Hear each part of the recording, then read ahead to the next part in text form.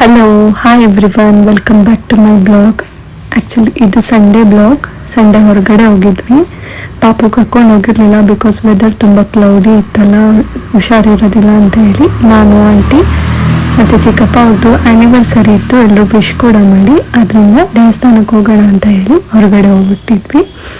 So ನಾವು ಹೋಗಿದ್ದು ದೇವಸ್ಥಾನ ಚನ್ನಪಟ್ಟಣದ ಹತ್ರ. ಈಗ ಎಲ್ಲರಿಗೂ ಗೊತ್ತಿದೆ ಅನ್ಕೋತೀನಿ, ಇವಾಗ ಫೇಮಸ್ ಆಗಿದೆಯಲ್ಲ ಚಾಮುಂಡೇಶ್ವರಿ ತಾಯಿ ಟೆಂಪಲ್.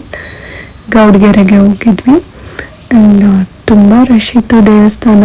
ಇವಾಗ ಯಾರಾದರೂ ಹೋಗೋರಿದ್ರೆ ಆದಷ್ಟು ಸ್ವಲ್ಪ ಅವಾಯ್ಡ್ ಮಾಡಿ, ಯಾಕಂದರೆ ದೇವ್ರನ್ನ ಪೀಸ್ಫುಲ್ಲಾಗಿ ನೆಮ್ಮದಿಯಿಂದ ನೋಡೋಕ್ಕಾಗಲ್ಲ, ಅಷ್ಟು ರಶ್ ಇತ್ತು. ಆ್ಯಂಡ್ ಅಲ್ಲಿ ಎಲ್ಲ ಅರೇಂಜ್ಮೆಂಟ್ಸ್ ಕೂಡ ಇವಾಗ ಮಾಡ್ಕೋತಾ ಇದ್ದಾರೆ. ಆ್ಯಂಡ್ ಅವರೇ ಹೇಳ್ತಾ ಇದ್ರು, ಎಲ್ಲರೂ ಮೈಸೂರಿಗೆ ಹೊಟ್ಟೋಗಿ ದೇವ್ರ ದರ್ಶನಕ್ಕೆ ಬಂದಿರೋರೆಲ್ಲ ಇಲ್ಲಿ ತುಂಬ ರಶ್ ಇದೆ, ಆಗ್ತಿಲ್ಲ, ಚಾಮುಂಡಿ ಬೆಟ್ಟಕ್ಕೆ ಹೋಗಿ ಅಂತ ಹೇಳ್ತಾ ಇದ್ರು. ಸೊ ಅದಕ್ಕೋಸ್ಕರ ಅಷ್ಟೇ ಒಂದು ಸ್ಮಾಲ್ ಸಜೆಷನ್ ಥರ, ಯಾರಾದರೂ ಈಗ ಹೋಗೋರಿದ್ರೆ ಸ್ವಲ್ಪ ಅವಾಯ್ಡ್ ಮಾಡಿ, ಆಷಾಢ ಕಳೆದ್ಮೇಲೆ ಹೋಗಿ ಬೇಕಿದ್ರೆ ನೆಮ್ಮದಿಯಾಗಿ ದರ್ಶನ ಮಾಡ್ಕೊಂಡು ಬರ್ಬೋದು. ಈಗ ನೀವು ನೋಡ್ಬೋದು ವೀಡಿಯೋಸಲ್ಲಿ. ನೆಕ್ಸ್ಟ್ ಎಷ್ಟು ರಶ್ ಇದೆ ಅಂತ, ಅಲ್ಲಿ ಕಾಲಿಡೋದಕ್ಕೆ ಜಾಗ ಇಲ್ಲ, ಅಷ್ಟು ಜನ ಸಾಗರ ಅಂತಲೇ ಹೇಳ್ಬೋದು, ಅಷ್ಟು ಜನ ಇದ್ದರು. ಬಟ್ ನಾವು ಆದರೂ ಬಿಡಲಿಲ್ಲ, ರಶಲ್ಲೇ ನಿಂತ್ಕೊಂಡು ಹೋಗಿ ಹತ್ತದಿಂದ ಕೂಡ ದೇವ್ರ ದರ್ಶನ ಮಾಡ್ಕೊಂಡು ಬಂದ್ವಿ. ಆ್ಯಂಡ್ ತುಂಬ ಚೆನ್ನಾಗಿತ್ತು ಕೂಡ.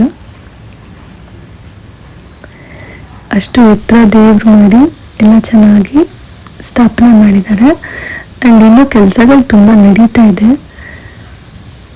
ತುಂಬ ಅಡಿಕೆ ಕಟ್ಕೊಂಡು ಈ ಉಪ್ಪಿನ ರಾಶಿ ಎಲ್ಲ ದೇವ್ರಿಗೆ ತಂದಾಕಿ ತಮ್ಮ ಕಷ್ಟಗಳನ್ನ ಹೇಳ್ಕೊಂಡ್ರೆ ನಿವಾರಣೆ ಆಗುತ್ತೆ ಅಂತ ಒಂದು ಪದ್ಧತಿ ಇದೆ.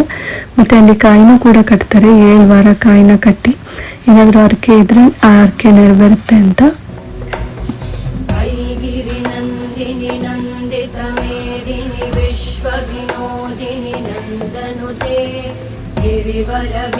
ತಾಯಿ ಚಾಮುಂಡೇಶ್ವರಿ ಎಲ್ಲರಿಗೂ ಒಳ್ಳೇದು ಮಾಡಲಿ.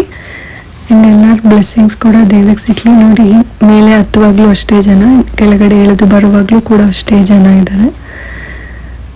ಅದೊಂದು ಶಾರ್ಟ್ ಟ್ರಿಪ್ ಮುಗಿಸ್ಕೊಂಡು ನಾವು ಹೊರಟ್ವಿ. That's all for today's blog. Thank you so much for watching. Bye.